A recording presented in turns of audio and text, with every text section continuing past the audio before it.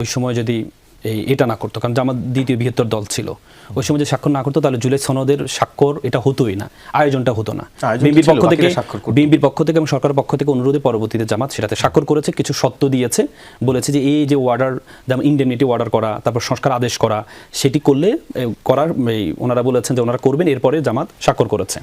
তারপরে আপনি যখন নির্বাচন কমিশন থেকে দুটি চিঠি দেওয়া হয়েছে, একটা চিঠি হচ্ছে সংস্কার আদেশের শপথ নেওয়ার জন্য আপনার গণপরিষদের শপথ নেওয়ার, সংবিধান সংস্কার শপথ নেওয়ার জন্য, সংসদ সদস্য হিসেবে শপথ নেওয়ার জন্য। জামাতের পক্ষ থেকে পরে যখন সকালে আসলো, দুই পক্ষই যেহেতু দুই পক্ষ মেনেই কিন্তু এতে আসছে, শপথে আসছে, হঠাৎ করে বিএনপি যখন শপথ নেওয়া হয়নি, জামাত কিন্তু আনুষ্ঠানিকভাবে বলে নাই আমরা শপথ নিব না, আনুষ্ঠানিকভাবে শপথ বলে নাই।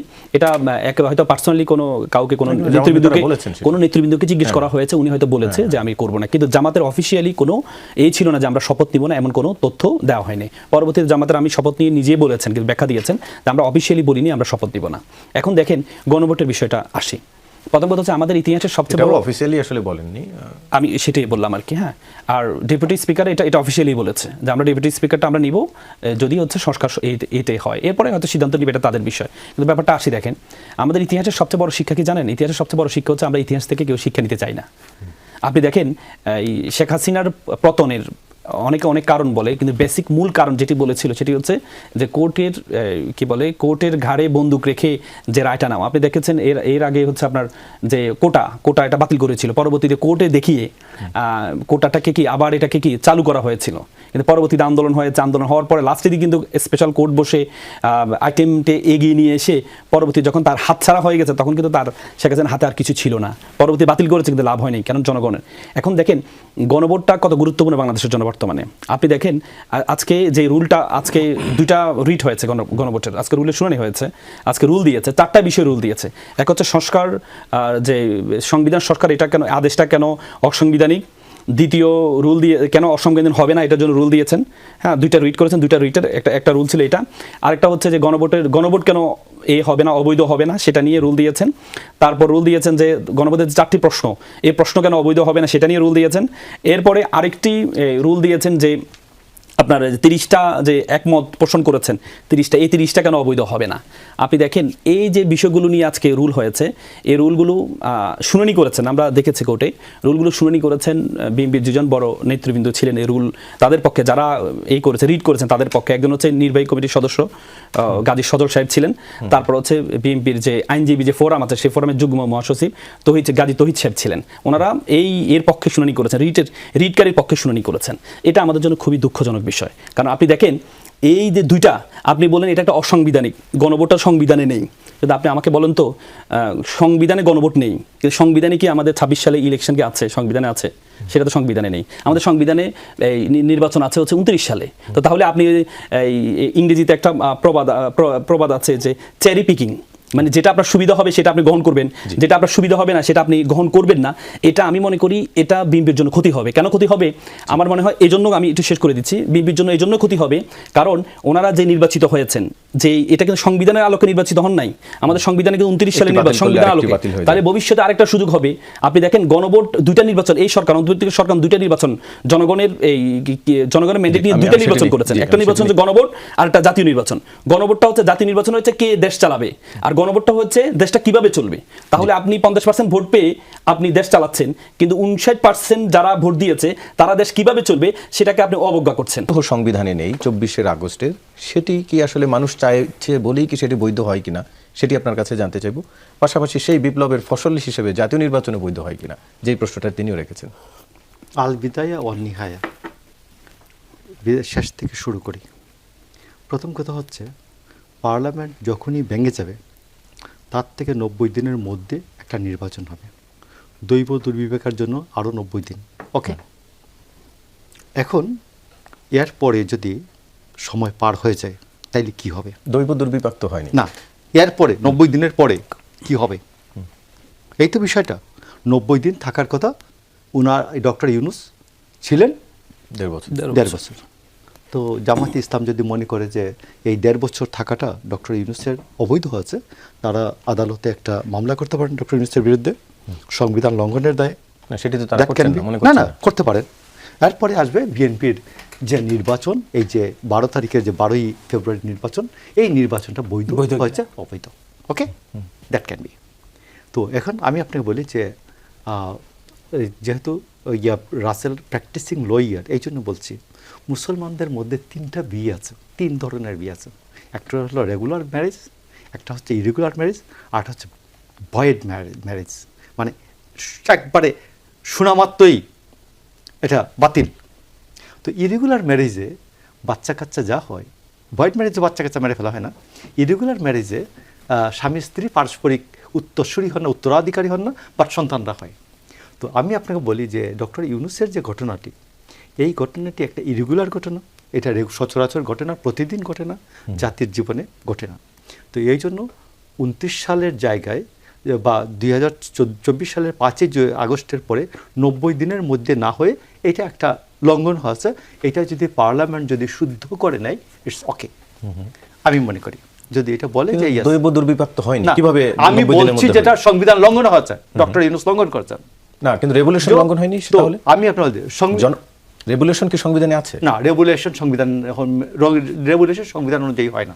পৃথিবীর কোথাও রেগুলেশন মানে, হ্যাঁ সেটি কি মানে কিনা বিএনপি রেগুলেশন মানে কিনা? বিএনপি এটা একটা ডক্টর ইউনূসের সরকারটি শত বিতর্ক থাকার পরেও সাক্ষী 2 জনের থেকে 1 জন ছিল বা সাক্ষী ছিলই না, যে বিয়ে আর কি ওই রকম লঙ্ঘন হলো, এটা একটা ঘটনা হয়েছে, বিয়েটা হয়েছে। তো সরকার হচ্ছে সাংবিধানিক সেই চেরি পিক, তার ভাষায় যদি বলি চেরি পিকিং এর মতোই হয়ে গেল না, যে যেটুকু বিএনপির আপনাদের পক্ষে যায় সেটুকু মানলাম, যেটুকু বিপক্ষে যায় বা আমার মন মতো হয়নি সেটা মানলাম না। আমি তো রাজনীতি করতে বসছি, আমি তো এখানে মরাল পুলিশিং বা মরাল করতে বসি নাই। আমি আমার রাজনীতির প্রয়োজনে, আমার জাতির প্রয়োজনে, দেশের প্রয়োজনে, আমার গণতন্ত্র রক্ষার প্রয়োজনে আমি অনেকটা এইরকমই করব। আমি আমার সুবিধা যেটা জনগণ, আমি আমার ইস্তেহারে অনুযায়ী, আমার ইস্তেহারে বর্ণিত যা বিষয়াবলী আছে, এই জন্য আমাকে ভোট দিয়েছে। আমার 31 দফা আমি অনেক দিন ধরে প্রচার করি, আমাকে ভোট দিয়েছে। আর 31 দফা আমি সেইটুকুনি করব যতটুকু আমি নোট অফ ডিসেন্ট দিয়ে বলছিলাম। নোট অফ ডিসেন্ট সহকারে আমার যে 31 দফা আছে আমার কাছে, আমি যেটা স্বাক্ষর করেছি সেইটা আমি বাস্তবায়ন। গণভোটের রায় বা জনগণের রায়কে বিএনপি মানে না, যেটা আমি আপনাকে বলছি, গণভোটে যে মানুষ রায় দিল সেটা মানে না। আপনি শুনুন, যেটা ডক্টর ইউনূস আমার সাথে 468, 469 and 471 জালিয়াতি করেছেন, ওই জালিয়াতির বিষয় মানা তো আমার দায়িত্ব না। সেটা তো জনগণ রায় দিয়েছে, জনগণ তো হা ভোটে ভোট দিয়েছে। আমি যদি এখন এই জুলাই সনদ করা যায়, গণভোট দ্বারা সংবিধান সংশোধন করা যায় না, জনগণ তার সার্বভৌম ক্ষমতা দিয়ে পার্লামেন্টে তার প্রতিনিধি পাঠায়, তারা আইন করেন এবং তারা আবার রিফেরি করেন। যদি বিষয়টা অতীব গুরুত্বপূর্ণ হয় তখন আবার যান, বলেন যে আমরা এরকম গুরুত্বপূর্ণ সিদ্ধান্ত নিয়েছি, আপনারা আবার বিবেচনা করে দেখুন। That is called. আলোচনা ফিরছি, তার আগে একটি বিরতি নিয়ে আসি, সঙ্গে থাকুন।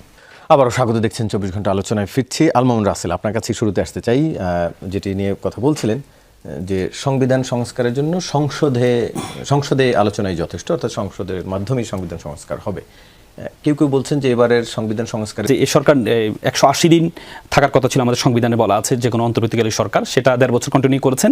এটা হচ্ছে উনি একটা ম্যারেজের সাথে তুলনা করছে, ইররেগুলার ম্যারেজ, যে ম্যারেজের ইররেগুলার ম্যারেজের হিসেবে ধরেছেন। কিন্তু ইররেগুলার ম্যারেজের মধ্যে আমরা জানি তার যে সন্তান হয়, এই সন্তান উত্তরাধিকারও পায় না, এই সন্তানের কোনো অধিকারও থাকে না, ইররেগুলার পায় না। আমি একটু আসি, এখন দেখেন তাহলে এই যে এই নির্বাচনটা যদি ডক্টর ইউনূস যদি ইররেগুলার ম্যারেজ করেন, তাহলে ডক্টর ইউনূসের কিন্তু সন্তান কিন্তু বর্তমান যে যারা নির্বাচিত হয়েছেন তারা, তাহলে আপনি আবার বললেন আপনি সংসদে গিয়ে সন্তান বাবাকে বৈধতা দিবেন, মানে সন্তান অবৈধ সন্তান আবার বাবাকে কি বলে এই বৈধতা দিবেন। এটা আমরা একটু অবাক হই। আমি মনে করি আপনি এই সংবিধানে একটু মানবেন না, এটা কখনো হয় না। দেখেন আমাদের সংবিধানের 4 খতে বলা আছে যে শেখ মুজিবুর রহমান প্রতিকৃত, জাতির পিতার প্রতিকৃত। এটা হচ্ছে আপনি 4 খতে বলা আছে এর প্রতিকৃত। আপনি দেখেছেন তারেক রহমান সাহেব প্রধানমন্ত্রী হওয়ার পরে ওনার পিছনে কিন্তু বলা আছে 4 খতে শেখ মুজিবুর রহমানের ছবি সব জায়গায় থাকতে হবে, সরকারি, অফিসিয়ালি, সাহিত্যসাহিত্য সকল প্রতিষ্ঠানের পিছনে থাকতে হবে। এবং কি 7 কতে বলা আছে এটা আপনি চাইলেও 142 যেটা দিয়ে সংবিধান পরিবর্তন করা যায়, সেটা চাইলেও প্রথম বিভাগ দ্বিতীয় বিভাগ এটা আপনি পরিবর্তন করতে পারবেন না। মানে আপনি 2/3 মেজরিটি পাওয়ার পরেও আমাদের সাথের খতে বলা আছে যে আপনি 2/3 মেজরিটি পাওয়ার পরে 142 দিয়ে যে সংবিধান যে বেসিক স্ট্রাকচার প্রথম ভাগ দ্বিতীয় বিভাগ এই বিভাগ আপনি পরিবর্তন করতে পারবেন না।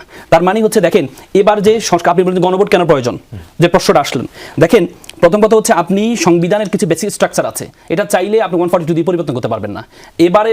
এবারে যে ঐক্যমত কমিশনে যে এইগুলো আসছে 30টা আসে, এর অনেকগুলো বেসিক স্ট্রাকচার আছে, যেমন আপনি মূলনীতি পরিবর্তন করবেন, এই মূলনীতি আপনি 2/3 মেজরিটি দিয়ে সাধারণ সংসদ দিয়ে পারবেন না, আপনার জন্য গণপরিষদ কনস্টিটিউয়েন্ট অ্যাসেম্বলি লাগবে, গণপরিষদ লাগবে। গণপরিষদ ছাড়া আপনি এটা করতে পারেন। গণপরিষদের জন্য আপনাকে 2/3 মেজরিটি দিয়ে হবে না, জনগণ আপনাকে ম্যান্ডেট দিবে, পরে গণপরিষদ হবে, সে গণপরিষদের আলোকে আপনি এটাকে পরিবর্তন করতে পারবেন, সুতরাং সেটা দিয়ে হবে না।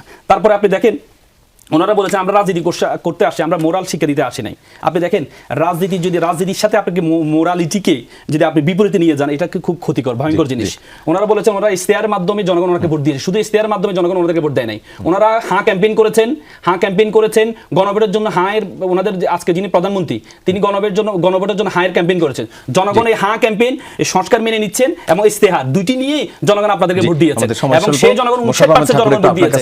আপনি মাত্র 50% ম্যান্ডেট পেয়ে 59% জনগণের ইচ্ছাকে আপনি বাদ দিতে পারবেন না। সেটা নিয়ে নিশ্চয়ই তিনি বলবেন। মোশাররফ ঠাকুর, একটু আপনার কাছ থেকে জানতে চাই, আজকে যেই আদালতের রিটের পর সুপ্রিম কোর্ট সচিবালয় প্রতিষ্ঠিত হচ্ছে, এমনকি 116 অনুচ্ছেদ যেটা আছে অধস্থন আদালত নিয়ন্ত্রণের ক্ষমতা সরকার ছিল, সেটাও এখন অকার্যকর হচ্ছে, ইনফ্রাস্ট্রাকচার।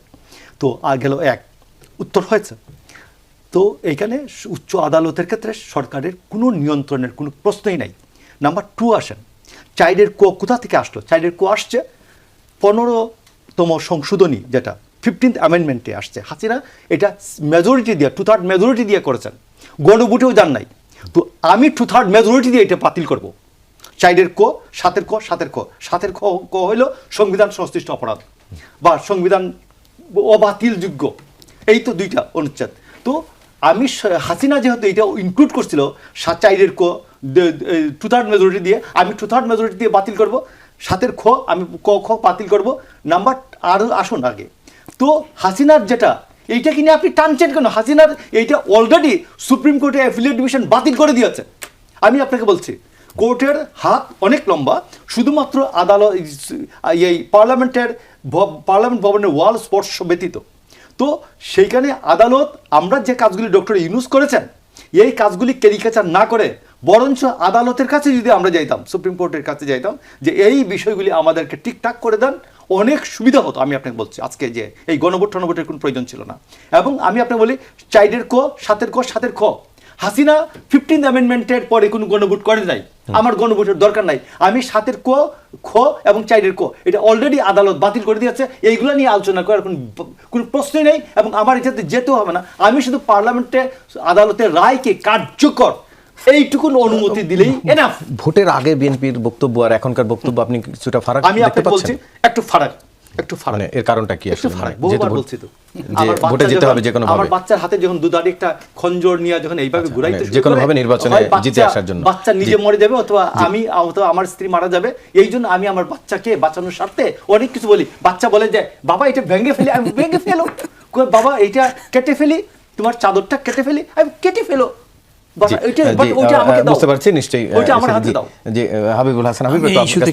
আমি এই ইস্যুতে আপনার কাছ থেকে জানতে চাই যে এখনকার যে জটিলতা আবার তৈরি হয়েছে, সেটি কি রাজনীতির আবার পুরনো সংস্কৃতির মতো কোনো কিছু দেখতে পাচ্ছেন নাকি নতুন কিছু? আচ্ছা, এখানে শুরুতে আমি বলি যে মোশাররফ ভাই বলেছিলেন যে তত্ত্বাবধায়ক সরকার যে আগে কনসেপ্টটা ছিল সেটা ছিল সর্বোচ্চ 90 দিন, 3 মাসের মধ্যে নির্বাচন করার বিষয়। ডক্টর ইউনূসের যে গভর্নমেন্টটা থাকলো তার এটা এক্সটেন্ড করেছে। এখানে একটা মৌলিক পার্থক্য আছে, তত্ত্বাবধায়ক সরকার, অন্তর্বর্তীকালীন সরকার। মৌলিক পার্থক্যটা হলো অন্তর্বর্তীকালীন সরকার এটা একটা form of government, it may continue even 2 years 3 years, এটা একটা গভর্নমেন্ট। আর তত্ত্বাবধায়ক সরকারটা রিয়েলি 90 days, ওটার মধ্যে তাদের রুটিন ওয়ার্কস তারা করবে। এবং এই অন্তর্বর্তী সরকারের কনসেপ্টটা আমাদের দেশে ছিল না।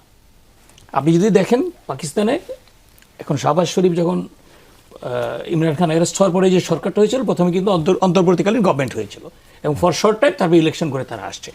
বাট আমাদের এখানে যেহেতু এই ধারণাটা ছিল না, তখন কিন্তু প্রধান বিচারপতির কাছ থেকে একটা আদেশ নিয়ে আসা হয়েছিল যে সে আলোকেই এটা আমরা ফর্ম করলাম।